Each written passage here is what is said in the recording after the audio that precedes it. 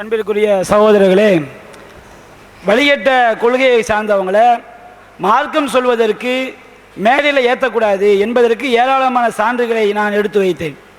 நபிகள் நாயகம் ஸல்லல்லாஹு அலைஹி வஸல்லம் சொன்னாங்க, நல்ல நண்பருக்கு உதாரணம் கஸ்தூரி விற்பவனே போன்றவனாவான். என்ன ஆகும்? கஸ்தூரி விற்கிறவனை சேர்ந்தால் என்னவாகும்? அந்த கஸ்தூரி நம்ம மேலே படாவிட்டால் கூட, நமக்கு அவன் தராவிட்டால் கூட கஸ்தூரி வாசனை பெற்றுக்கொள்ளலாம். நம்ம யாரைத்தான் நண்பனாகவே எடுக்க வேண்டும்? எவன் சரியான கொள்கையில் இருக்கிறானோ, ஷிர்கான கொள்கை யார்கிட்ட இல்லையோ, எவன் கொடிக்கு சல்யூட் அடிக்க மாட்டானோ, எவன் பிஸ்மில்லா போட வேண்டும் என்பதை கொள்கையாக வைத்திருப்பானோ, எவன் எழுந்து நின்று சல்யூட் அடிப்பது ஷிர்க்குன்னு சொல்றானோ, அது தப்பு செய்யக்கூடாதுன்னு சொல்றானோ, யார் சாய்பாபா படத்துக்கு அஞ்சலி செலுத்த மாட்டாரோ, இது போன்று சத்திய கொள்கை, ஷிர்கான கொள்கை, குஃப்ரான கொள்கை, வழிகட்ட கொள்கை யார்கிட்ட இல்லையோ அவர்களைத்தான் நண்பராக எடுக்க நபிகள் நான் சொல்லி காட்டுறேன். கெட்ட நண்பனுக்கு உதாரணம் தெரியுமா? துருத்தி ஊதுறவன மாதிரி. ஒரு கெட்ட நண்பனை நம்ம துருத்தி ஊதுறோம், பக்கத்தில் போய் நம்ம உட்காடுறோம். நாம துருத்தி ஊதாட்டா கூட அதில் உள்ள அந்த கெட்ட துவல்கள் நெருப்பு நம்மளை என்ன செய்யும்? பாதிக்கும். அப்போ கெட்ட கொள்கை உடையவன் என்ன செய்யக்கூடாது? நண்பனாக கூட எடுக்கக்கூடாது அப்படின்னு நபிகள் நாயகம் சொல்லி காட்டுறாங்க. அவர் சகோதரர் ஜமீல் காக்கா சொல்றாரு, என் நம்பிக்கை நான் சொல்லுவேன், அர்ஹாம் நம்பிக்கை அவர் சொல்வார். உங்க நம்பிக்கை தான் எங்களுக்கு தெரிஞ்சுத. உங்க நம்பிக்கை அர்ஹாம் மௌலவி எப்படி வழிகட்ட கொள்கையில் இருக்கிறாரு என்று அவர் வாயில சொன்னாரு. நாங்கள் கெட்ட கொள்கையில் உள்ள ஆளைத்தான் மேடலை ஏற்றி வச்சிருக்கோம்னு சொல்லி உங்க வாயிலிருந்து எங்களுக்கு புரியுது. இதற்கு உங்க உள்ளத்தை போல நாங்கள் ஏன் பார்க்கணும்? உங்க வாய் வார்த்தைகள் தான் தெளிவாக காட்டுத. அப்பாஸ் அலி கிளிப்பை போடுறாங்க. அப்பாஸ் அலி என்ன பேசுறாரு? கெட்டவங்களை அழைச்சி மேடலை ஏற்றி மார்க்கம் சொல்ல சொன்னாரா? அப்படி அவர் சொல்லலை. கெட்டவன் குர்ஆன் ஹதீஸை சொன்னாலும் ஏற்கனவே சொன்னாங்க. ஒரு கெட்டவன் இருக்கிறான் பாருங்க, அவன் ஒரு செய்தியை சொல்றான். அல்லாஹ் சொல்றான் இல்லையா, அல்லதீன யஸ்தபிஊன கௌல் வ யத்தபிஊன அஹ்ஸனஹு, அவர்கள் வார்த்தையை செவியேற்று அதில் உள்ள நல்லதை என்ன செய்வார்கள்? பின்பற்றுவார்கள். கெட்ட கொள்கை உடையவங்களை நம்ம மேடை ஏற்றி மக்களுக்கு மார்க்கம் சொல்ல சொன்னாங்களா? அப்பாஸ் அலி கெட்டவனா இருக்கிறான், ஒரு சத்திய கருத்தை சொல்றான், ஏற்றுக்கொள்ள வேணும் அவர் சொல்றாரு. நீங்க என்ன செய்றீங்க? கெட்ட கொள்கையில் உள்ளவனை உங்க மேடலை ஏற்றி மக்களுக்கு மார்க்கம் சொல்றீங்க. ஷைத்தானா இருந்த நபிகள் சொன்னாங்க, ஷைத்தானா இருந்தாலும் நல்லது சொன்னா ஏற்ற சதக்காக்க ஒவ்வொரு கது.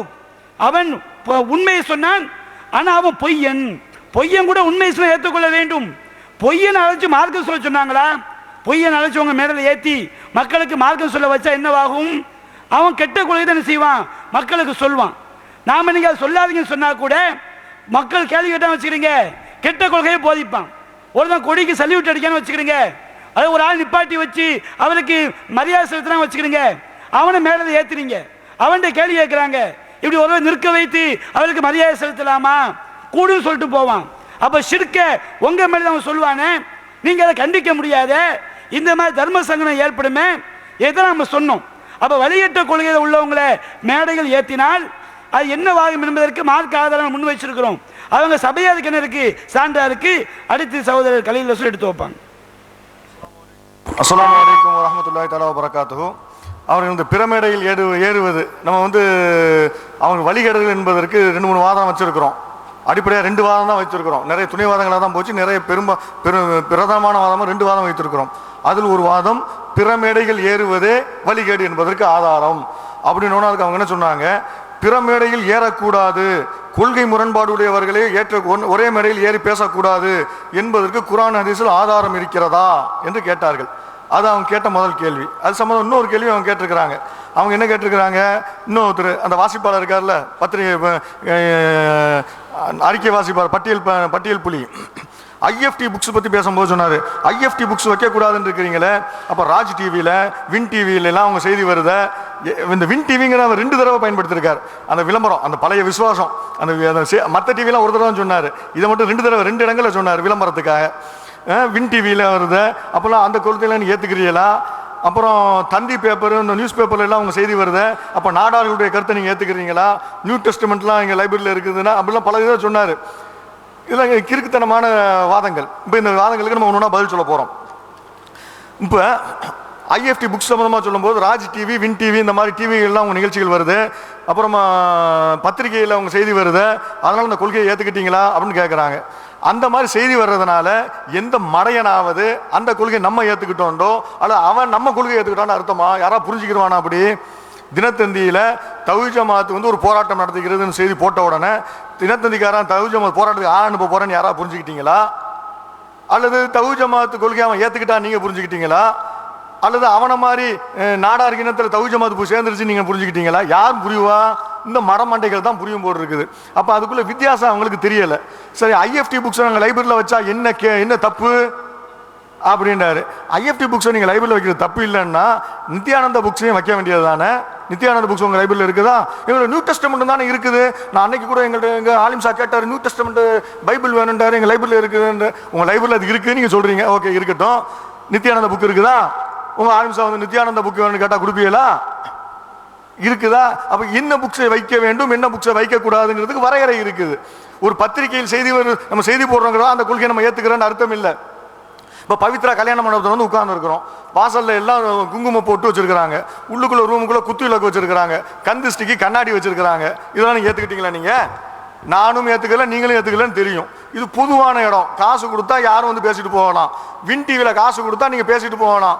காசு கொடுத்தா அந்த டிவி கம்பெனி முதலாளியை திட்டுறதுக்கு சில ஆளுக்கு தயாராக இருக்கானுங்க. நீ காசை கொடுத்துட்டு திட்டிட்டு போன்னு சொல்கிற ஆட்களும் இருக்கிறாங்க. பத்திரிகையில் காசு கொடுத்தா அவன் போட போகிறான், அது அவனுக்கு வியாபாரம். நீங்கள் செய்கிறது வியாபாரமா? காசை வாங்கிட்டு தான் அவங்கள மேடையில் ஏற்றுறேன்னு சொல்லுங்க. நீங்கள் சொல்கிறது நியாயம்னு சொல்லுவோம். காசை வாங்கிட்டு எஸ்டிபிக்கு காரனை மேடையில் ஏற்றுறேன், காசை வாங்கிட்டு தமுமு காரனை ஏற்றுறேன், காசை வாங்கிட்டு மாமா காரனை ஏற்றுறேன், இப்படி ஒவ்வொருத்தரையும் நான் காசை வாங்கிட்டு ஏற்றுறேன்னு சொல்லுங்க. வின் டிவியில் உள்ள நிலைக்கு இந்த நிலையும் ஒரே அப்போ ஒன்று தாங்க, தப்பு இல்லை, நீங்கள் ஏற்றுக்கிறீங்கன்னு சொல்லிடுவோம். நீங்கள் வியாபாரம் வயிற்று பொழப்புக்காக செய்கிறீங்க, அல்லாஹ்வுடைய மார்க்கத்துக்காக இல்லை, காசுக்கு கூலிக்கு ஆசைப்பட்டு செய்கிறீங்க, நான் புரிஞ்சுக்கிட்டு போயிடுவோம். அதுவும் இதுவும் ஒன்றா? அப்புறம் இன்னொன்று கேட்டோம், மேடையில் ஏற்றக்கூடாதுன்னு சொன்னால் நித்யானந்தா அவங்க மேடையில் நீங்கள் ஏற்றுவீங்களான்னு கேட்டதுக்கு நாங்கள் நித்யானந்தாவை மேடையில் ஏற்ற மாட்டோம் அப்படின்றாரு. ஏங்க ஏற்ற மாட்டீங்க? இதில் குர்ஆன் ஹதீஸில் ஆதாரம் இருக்குதா? நீங்களும் தானே சொன்னீங்க நாங்கள் குர்ஆனை ஹதீஸை மட்டும்தான் பின்பற்றுவோம். நீங்கள் அதுக்கு முன்னால் சொன்னீங்க நாங்கள் மற்றவர்களையும் பின்பற்றுவோம்னு சொன்னீங்க. அதை நான் குறித்து வச்சு நான் கேட்டேன், அதுக்கு பதில் வரல உங்கள்கிட்ட இருந்து. இப்போ வந்து அது இல்லைங்கிறீங்க, அது மாற்றமாக சொன்னீங்க. அதுலேயும் ஹிக்மத்தை கையாடுங்க, அதை பிறகு பேசுவோம் இன்ஷா அல்லாஹ். இப்போ நீங்கள் சொன்னீங்க குர்ஆனையும் ஹதீஸையும் மட்டும்தான் பின்பற்றுவீங்களே, குர்ஆனை ஹதீஸை மட்டும் தானே பின்பற்றுவீங்க, அப்போ நித்யானந்தாவை ஏன் மேடையில் ஏற்ற மாட்டீங்க? அது காரணத்தை சொல்லுங்க. அது குர்ஆன் ஹதீஸ்லேருந்து ஆதாரம் காட்டுங்க. நித்யானந்தாவை மேடையில் ஏற்றக்கூடாது, அது ஹதீஸ் குர்ஆன் ஹதீஸில் நேரடியாக ஆதாரம் இல்லை. ஏன்னா நேரடியாக கேட்பாங்க எல்லாத்துக்கும். நம்ம ஆதாரங்களை எடுத்து வச்சுட்டோம், அது நேரடியாக மேடையில் ஏற்றக்கூடாது என்று இருக்கிறதான்னு கேட்பானுங்க, கிறுக்குத்தனமாக கேட்பாங்க. அதுக்காக அந்த வார்த்தை நம்மளும் சேர்த்து வச்சுக்கிட்டோம். அதுக்கப்புறம் அவங்களே ஒரு வியாக்கியானம் கொடுத்துக்கிட்டாங்க. நாங்கள் குர்ஆன் ஹதீஸை ஏற்றுக்கொள்ளக்கூடியவர்கள், ஷிர்க் வைக்காமல் இருக்கக்கூடியவர்கள், இவர்களை மட்டும் நாங்கள் எங்களோட சேர்த்துக்கிறோம், மேடையில் ஏற்றுவோம் அப்படின்றாங்க. சரி, அப்போ மேடையில் நீங்கள் ஏற்றுறது வந்து இணை வைக்காமல் இருக்கிறவங்க தான் ஏற்றுக்குருவீங்க. சரி, ஓகே. அதனால நித்யானந்தாவை ஏற்கல, ரைட்டு. ஷேக் அப்துல்லா ஜமாலி அவனை ஏன் ஏற்ற மாட்டேங்கிறீங்க? அவன் என்ன இணையாக வைக்கிறான்?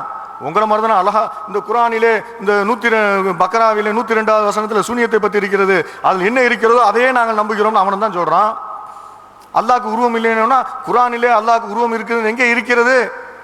உருவம் இருக்கிறது என்ற வசனத்தை காட்டுங்கள். லைஸ கமிதுலி ஷைஉன், அவனை போல் ஒன்றுமே இல்லை அப்படின்னு தானே இருக்குது. இந்த வசனத்தை நாங்கள் ஏற்றுக்கிட்டோம், இந்த வசனம் இன்னும் இருக்கத்தானே செய்து மாறியா போச்சு நீங்கள் கேட்டீங்களே, அந்த மாதிரி தான் அவனும் கேட்குறான். அவன் இணையாக வைக்கிறான். நாங்கள் தர்காவில் போய் கும்பிடுறதுக்கு காரணம் நாங்கள் அவங்கள்ட்ட கேட்கல, நாங்கள் அல்லாஹ் நாடினால் அவர் தருவாருன்னு தானே சொல்கிறோம். நீங்கள் சொல்கிறீங்களே அல்லாஹ் நாடினால் சூனியம் பலிக்குங்கிறீங்களே, அது மாதிரி தானே அவன் சொல்கிறான்.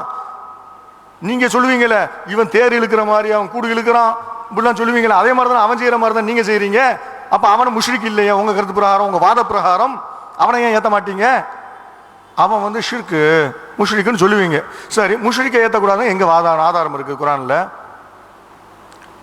இப்போ நீங்கள் முஷ்ரிக்கைகள்லாம் ஏற்றுக்கிட்டு இருக்கிறீங்களே, காஃபிரு கொள்கை கட்டுறவன் முஷ்ரிக்கையெல்லாம் கூட ஏற்றிக்கிட்டு இருக்கிறீங்களே, ஒன்று ஒன்றா பட்டியல் போடட்டா? மாமாக்கா சொல்லுங்க, அவன் எப்படிப்பட்டவன் சொல்லுங்க. மாமாக்காவுடைய நிர்வாகிகள் வந்து அதிரை தாரு தௌஹீதுல நிர்வாகிகளாம். அவங்களுடைய அந்த கம்பெனி, அந்த மாமா கம்பெனி வந்து என்ன செய்கிறாங்க, ஒளிரும் குச்சிகளை வந்து பழனி பாத யாத்திரை கொடுப்பாங்களாம், அதை வந்து ஆதரிப்பாங்களாம். நம்ம வந்து ஹாரூனை ஏற்றுனது, எப்படி நீங்கள் ஹாரூனை ஏற்றுனீங்க, எப்படி நீங்கள் வந்து டிராஜன் அப்படின்னு பொய்யான விஷயங்களை சொல்லுவாங்களாம். ஆனால் வந்து அவங்க வந்து பழனி பாத யாத்திரைக்கு ஒளிரும் குச்சி கொடுக்கறது, ஜோதி பாசு படத்துக்கு அஞ்சலி செலுத்துவாங்களாம், பிஜேபி இலகணேசனோட கைகோர்த்து நிற்பாங்களாம். அதே மாதிரி கந்தூரி விழா, அந்த வீர சோழன் வீரப்படை அப்படின்னு சொல்லிட்டு போஸ்ட் அடிப்பாங்களாம். அதே மாதிரி வந்து ரசூல் ஸல்லல்லாஹு அலைஹி வஸல்லம் மீலாது விழா அப்படின்ற பேரில் கந்தூரி வைப்பாங்களாம். அதே மாதிரி வந்து இன்னும் சிறுக்கான விஷயமான அந்த சுபான மௌலுது ஓதப்படும், ஜீரணி வாங்கிக்கிறங்க அப்படின்னு சொல்லிட்டு தமுமுக வசூல் பண்ணி கொடுப்பாங்களாம். இவ்வளவு அயோக்கியத்தை அந்த ஜமாலி கூட்டத்துக்கு வந்து இவங்க பாதுகாப்பு நிற்பாங்களாம். இவங்களுடைய அப்படி கொள்கை கட்டவர்கள் இவங்களுடைய இதில் நிர்வாகியாக இருப்பாங்களாம். நம்மளோட ஒப்பந்தம் போட்டு அவங்க எதிர்த்தாப்புல வந்து உட்காருவாங்களாம், இவங்களோட மேடையில் பக்கத்தில் உட்காருவாங்களாம். இப்ப இது கேடு கட்டவன் தானே இவன். தாமுமுகவும் மாமாமாக்காவும் ஷிர்க் வைக்கிற முஷ்ரிக்கு நாய்கள் தானே. அவனை ஒன்னா வச்சுக்கிட்டு இருக்கிறீங்க, பெல் அடிக்கிறதுக்கு வச்சுக்கிட்டு இருக்கிறீங்க. ஏற்கனவே பெல் அடிக்கிறதுக்கு ஒன்று வச்சிருந்தீங்கல்ல, இவன் நேரம் உட்கார்ந்துருந்தானுங்களே மேடையில். யார் அவன்? அவன் வந்து தௌஹீதை சொல்லக்கூடியவன் தான். அவன் ஷிர்க்குக்கு எதிராக இருக்கிறான். தர்காக்கு அவன் போக மாட்டான், அவன் போக மாட்டான். போறவனை எதிர்த்தானே அவன், போறவன் கூட தானே அவன் இருக்கிறான். இந்த கொல்ல ஹதீஸ் சொன்னார, கஸ்தூரி கொல்லனோட தான் அவன் இருக்கிறான். தீமையை கண்டா கையால தடுக்கணும்ல, அந்த ஆள் தடுத்தானா? குறைஞ்சபட்சம் வெறுத்து வெளியே வரணும்ல, வெறுத்துட்டு வெளியே வரல, உள்ள உட்கார்ந்துக்கிட்டு பதவி வேணும் அப்படிங்கிறதுக்காக உட்கார்ந்துக்கிட்டு இருக்கானுங்களே. அவங்களோட ஒன்னா நீங்களும் கூடி கொள்ளுவீங்களே, உங்களுக்கு என்னதுக்கு கூடி கொள்ளுவீங்க? அந்த நெருப்பு உங்க மேலையும் படாதா? சரி. அதே மாதிரி எஸ்டிபிஐ என்ற பேர்ல என்னென்ன அநியாயம்லாம் பண்ணிட்டு இருக்காங்கன்னு தெரியுதா இல்லையா? கோயில் கும்பாபிஷேகத்துக்கு பேனர் வைக்கிறது. நாங்கள் வந்து இந்த கோயில் கும்பாபிஷேகம் சிறப்பாக நடைபெறுவதற்கு நாங்கள் வந்து துவா செய்கிறோம்னு வைப்பீங்களா? அப்படிப்பட்ட நிர்வாகிகள். அதே மாதிரி வந்து இன்னும் சிறுக்கான என்னென்ன வழிகட்ட கொள்கைகள், பொங்கலுக்கு பேனரு, வாழ்த்து பேனரு, மாட்டு பொங்கலுக்கு வாழ்த்து பேனரு, தீபாவளிக்கு வாழ்த்து பேனரு, இப்படி வந்து ஒட்டுமொத்தமாக கிறிஸ்துமஸுக்கு வாழ்த்து பேனர் என்று சொல்லி ஒட்டுமொத்தமாக அனைத்து விதமான சிறுக்குக்கும் பிறப்பிடமாக எஸ்டிபி இருக்கு. அப்படிப்பட்டவர்கள் எல்லாம் உங்களுக்கு கூட்டாளிகள். அதே மாதிரி இதை வீடியோவிலே பார்த்து கொண்டிருக்கக்கூடிய இன்ஷா அல்லாஹ் பார்க்க போகிற ஐரோப்பிய, மத்திய கிழக்கு, இலங்கை, இந்தியாவிலே இருக்கக்கூடிய தமிழ் பேசும் நெஞ்சங்களே, இந்த விவாதத்துடைய போக்கை பார்ப்பீர்கள். என்னையும் என்னோடு இருக்கக்கூடிய சகோதரர்களையும் சூடேற்றி அதற்கு பதில் சொல்வதற்காக வேண்டி வைத்து டைமை கலைப்பது தான் நம்மளுடைய தஜ்ஜால் கூட்டத்துடைய பெரிய ஒரு திட்டமாக இருக்கிறது. இன்ஷா அல்லாஹ் அந்த லொஜிக்கை எல்லாம் நாம் படித்து விட்டு தான் வந்திருக்கிறோம். அதனால் அங்கே போக மாட்டோம். இப்போ என்னன்னு சொன்னால், இப்போ தப்லீக் ஜமாத் பயணம்னு போகுது. கஸ்தூரி, அது இந்த வாடை, நெருப்பு, கொள்ளண்டை, புகை அப்படின்னு இப்போ தப்லீக் ஜமாத் பயணம்னு பேசிக்கிட்டீரு. நமக்கு பயமாகிற அந்த புகை இங்கே அடிக்கிறோமோண்டு, எல்லாம் பாதுகாக்கணும் சைட்டில் இருக்கிறதால அந்த புகை இங்கே அடிக்கிறோமோன்னு பயமாகிரு. தலைவர்கிட்ட வந்த புகை இல்லையா? ஆனால் நம்மள்ட்ட கஸ்தூரி வாசம் உங்களுக்கு வந்துட்டுன்னு சொன்னால் அல்ஹம்துலில்லாஹ் பெரிய சந்தோஷம். அதனால் அந்த கஸ்தூரி ஹதீஸை இதோட விட்டுருங்க இந்த நான் சொன்னதால். அடுத்தது என்ன, நாம் உயிரோடு ஈக்கிறதால இப்போ வழிகாடர்கள். இப்போ நான் உயிரோடு ஈக்கிறேன், சூனியம் பற்றி அந்த ஹதீஸுகளை எல்லாம் நான் ஏற்றுக்கிட்டேன், இவங்கெல்லாம் ஏற்றுக்கிட்டாங்க, எல்லாரும் வழிகாடர்கள். இப்போ ஈக்கிறவங்க அரபு நாட்டில் இருக்கிறவங்க எல்லாம் ஏற்றுக்கிட்டாங்க, எல்லாரும் வழிகாடர்கள். இப்போ நாங்கள்லாம் மௌத்தா போட்டு வழிகாடர்களா, இல்லாட்டி எங்களை பற்றி அறிவு அல்லாஹ்கிட்ட இருக்கிறா? நாங்கள் மௌத்தா போட்டு நாங்கள் வழிகாடர்களா, இல்லாட்டி இதே கொள்கையில் இது மௌத்தா போய்த்தோம், மௌத்தா போன பிறகு நாங்கள் வழிகாடர்களா அல்லது எங்களை பற்றி அறிவு அல்லாஹ்கிட்ட இருக்கிறா அப்படின்ட்டு இவங்க கிட்ட கேட்டால், இவங்க இன்ஷா அல்லாஹ் எனக்கு பின்னால் உயிரோடு இருந்தால் இவங்ககிட்ட கேட்டால் என்ன சொல்லுவாங்க? அவன் பச்சை வழிகாட்டில் தான் இந்த மௌத்தா போனான்னு சொல்லுவாங்களா இல்லையா? ஏன்னா அவரோட விவாதம் பண்ணிட்டேன். அஹ்மது இப்னு ஹம்பல் இமாமும் இதே நிலப்பாட்டில் ஈந்து மௌத்தா போனவங்க, சூனிய ஹதீஸை எழுதினவங்க, சூனியத்தை ஹதீஸை அவங்கள எழுதினவங்க. அவங்கள பற்றி கதைக்காதீங்க, புகாரியை பற்றி கதைக்காதீங்க. என்னடாப்பா இது கோலம் விளங்குதா அவங்களுக்கு? உசுரோட ஈக்கச்சல ஒன்று, சமாதி கட்டின பிறகு ஒன்றுனா. அதனால் தெளிவாக நீங்கள் விளங்கிக்கிடுங்க. சொல்லி அவங்க எல்லாருமே இதை ஏற்றுக்கிட்டதால வழிகடல்னு சொல்லி அந்த படத்தை அப்படி முடி இன்ஷா அல்லாஹ் விளங்குறா. எங்களை போட்டு திருப்பி நோண்டாத. இப்போ நாம் என்ன சொன்னோம்? பொய்க்கு ரசூல்லா சப்போர்ட் பண்ணாங்கன்னு குதிரை ஹதீஸை சொல்லிட்டோம். களவுக்கு ரசூல்லா சப்போர்ட் பண்ணாங்கண்டு எந்த ஹதீஸு? இந்த இப்பாத் பின் சர்ஹபி இருக்கிறாரு, அவர் தோட்டத்தில் அப்படி 100 ஆண்ட தோட்டத்தில் புந்து ஆஞ்சிட்டார். ஆஞ்சா நீங்கள் விடுவீங்களா? அடித்தாங்க தோட்டக்காரர். ரசூல்லா என்ன சொன்னாங்க? அவர் பசியோடு இருந்தவருக்கு சாப்பாடு கொடுக்கவே இல்லை, தெரியாதவருக்கு நீ சொல்லியும் கொடுக்க இல்லை. ரசூலுல்லாவாது அப்பாத்தை பார்த்து நீயா இதை செஞ்சாட்டு திருப்பி காட்டாங்களா? அப்படி ஒரு வசனமும் வரையில. ரசூலுல்லா என்ன சொன்னாங்க? அவரோட உடுப்பை திருப்பி கொடுத்து போட்டு அவருக்கு ஒரு வசுகுன்னா நான் நினைக்கிறேன் 83 கிலோன்னு நினைக்கிறேன், அல்லாஹ் மிக அறிந்தவன். 83 ஒரு வசுகு தானியத்தை நீ என்ன செஞ்சது அவருக்கு தோட்டத்திலேருந்து இலவசமாக கொடுத்தார். அப்ப எப்படி களவெடுத்தவருக்கு சன்மானம் கொடுத்தார்கள் ரசூலுல்லா. இப்ப என்ன ரசூல்லா களவுக்கு சப்போர்ட்டா? இல்லாட்டி அந்த ஹதீஸையும் நாம நீக்கிறதா? அண்டையோட தலைவருக்கே தெரியாம தூக்கிடுவோம், அண்டையோட தூக்கிடுன்னு சொல்றதா தூக்கிடுறதா? மொழி பிரச்சனை கொஞ்சம் இது, அதனால தூக்கிடுவோமா எடுத்துருவோமான்னு முடிவு பண்ணுங்க. அடுத்தது பாருங்க, ரசூலுல்லா கிஸ் பண்றதுக்கு சப்போர்ட் பண்றாங்க. கிஸ் பண்றது மானக்காரான செயலி அன்னுமுலைய அதுக்கு சப்போர்ட் பண்றாங்க. ஒரு மனிதர் ரசூல்லா கிட்ட வாராரு, யார் ரசூலுல்லா, நம்மளோட தோட்டத்தில் இருக்கிற சொல்ல ஒரு பொம்பளை வந்தா ஃபஹல்துபியா குல்ல ஷைரின் வைர அன்னிலம் உஜாமியுஹா, நான் அவள்கிட்ட எல்லாமே செஞ்சிட்டேன், ஆனா அவளோட ஜிமா மட்டும் செய்யவில்லை. கப்பல்துஹா, அவளை நான் மோந்தேன், லசம்துஹா, இறுக்கி கட்டி பிடித்தேன், எல்லாம் செய்தேன் என்று சொன்னார்கள். எனக்கு ஏதாவது தௌபா தாங்கன்னு சொன்னாங்க மோந்தவங்களுக்கு. அப்ப ரசூல்லா என்ன சொல்லிக்கணும்? மோந்துட்டியா நீ, பஸ்ல கூட்டிட்டு போனியா நீ, உடனே நீ வெளியே போ அப்படின்னு சொல்லிக்கணும். வந்து நம்ம ஜமாத்துக்கு நீ சரி வராது, ரசூல்லா சொல்லிக்கணும், நம்ம ஜமாத்துல நீ ஈக்காத, ஓட்டி போயிரு அப்படின்னு சொல்லிக்கணும். வந்து கொஞ்சம் இரிண்டாங்க ரசூல்லா. இரிண்டு சொன்னதோட அல்லாஹ் ஆயத்தை இருக்கிறான், அக்கிமி ஸலாத்த தரஃபை நஹாரி வ துலஃபம் மினல் லைல் இன்னல் ஹஸனாத் யுذஹிபுன ஸய்யாத் ذلك ذிக்ரா லிذாக்கிரீன். பகலின் இரு ஓரங்களிலும் இரவின் பகுதிகளிலும் தொழுகையை நிலைநிறுத்துங்கள், நிச்சயமாக இந்த நன்மைகள், எந்த நன்மைகள்? நீங்கள் தொழுகின்ற தொழுகையுடைய நன்மைகள், நீங்கள் செய்யக்கூடிய அந்த கிஸ்ஸடித்த பாவங்களையும் மன்னிக்க கூடியதாக இருக்கும். அஸ்ஸய்யாத் அஸ்ஸய்யாத் ரசூலுல்லாஹ் சொன்னாங்க, எழும்பி தொழு ஒன்று பாவம் அழிஞ்சிருந்தாங்க. அப்போ ஒரு சஹாபி கொஞ்சம் விவரமான ஆளு கேட்டார், யார் ரசூலுல்லாஹ், அது அவருக்கு மட்டும்தானா அந்த சலுகை, எங்களுக்கு இல்லையா?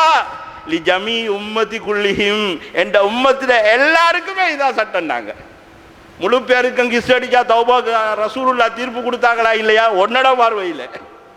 இப்போ என்ன கிஸ் அடிக்கிற ஹதீஸை தூக்குவோமா? தூக்குறீங்களா?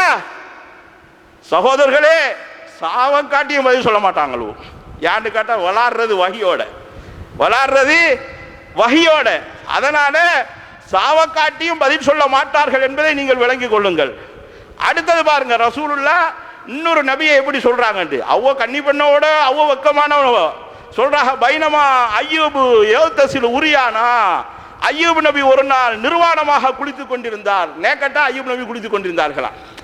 ஒரு சகோதர நபியே ரசூலுல்லாஹ் சொல்ற வார்த்தையை பாருங்க, நிர்வாணமாக குளித்துக் கொண்டிருந்தார். இப்போ அவரிடத்திலே திடீரென்று ஒரு தங்கத்தாலான வெட்டுக்கிளி விழுந்தது.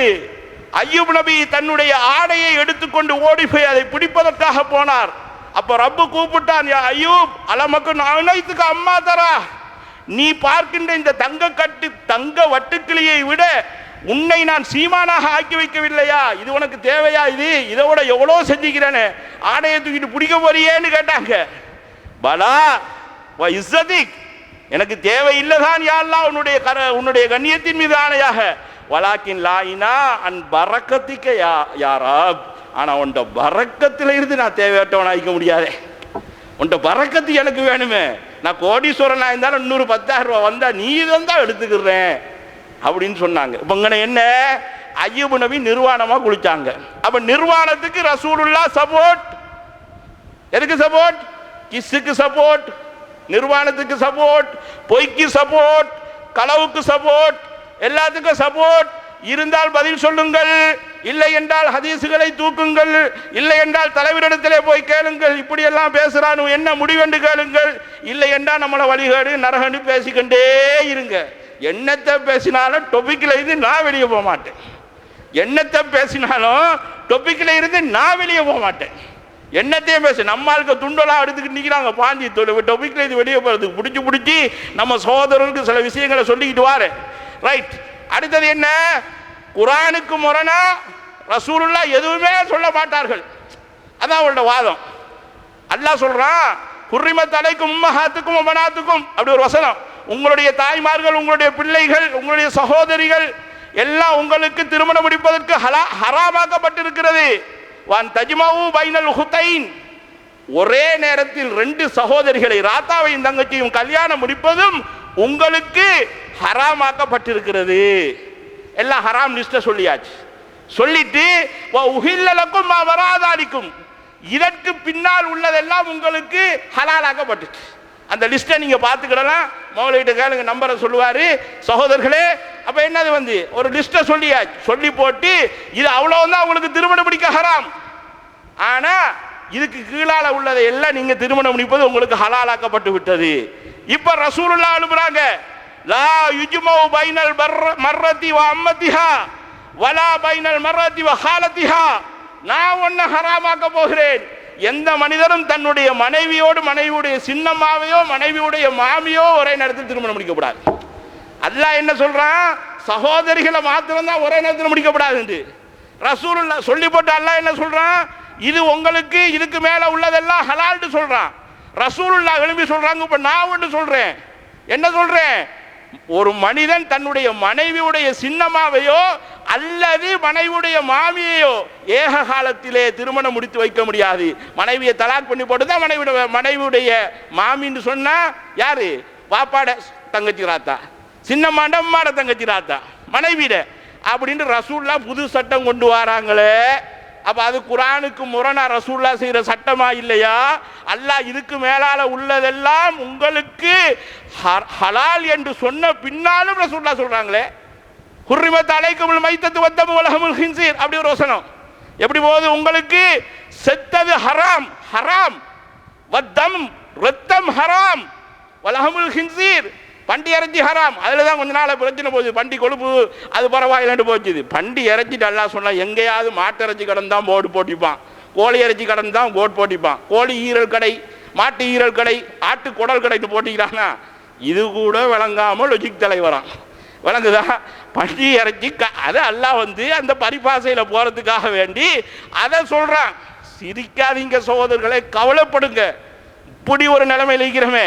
விளங்குதா? மைத்தத் அப்போ செத்தது ஹராமாக்கப்பட்டு விட்டது. இப்ப ரசூலுல்லாஹ் எழுப்புறாங்க, உங்களுக்கு 2 செத்ததை நான் ஹலாலாக்குகிறேன். எப்படி? அல்லாஹ் சொல்றான் செத்தது ஹராம், ரசூலுல்லாஹ் எழுப்பி சொல்றாங்க 2 செத்தது உங்களுக்கு ஹலால். என்னடா என்ன? ஒன்று மீன், இன்னொன்று வட்டுக்கிளி. மீன் செத்திருந்தாலும் அதை எடுத்து திங்கலாம்.